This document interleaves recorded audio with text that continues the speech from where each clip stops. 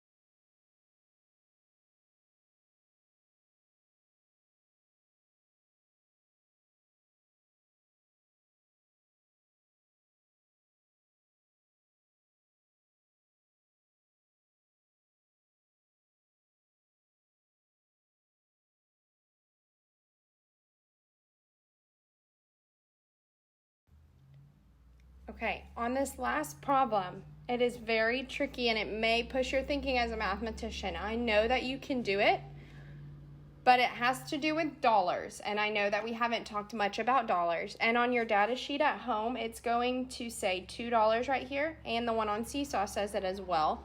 But I want you to cross that out and just put $1. So you are still going to push your thinking and think about dollars, but I want you to just get to $1. And to help you out, since we haven't talked about dollars yet, $1 would be the same as us adding up our cents to get to 100 cents. So we've gotten to 60 cents already. Once we get to 100 cents, that is the same as $1. So our goal is to see how many people would need to pay me for me to get $1 or 100 cents. So I have to add some more people because I already know that 15 people gets me to 60 cents. So now I can just use that and add on instead of having to go all the way back to 0 because that would take forever. But I'm already noticing something. If I have a number line and I'm going to start at 60, which we said is 15 people. So I'm at 60 cents. And I'm going to take jumps of 4 until I get to 100.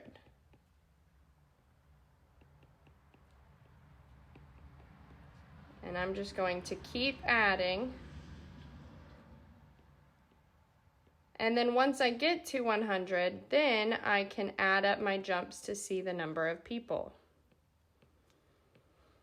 So to 80, 84, 88, we're almost there.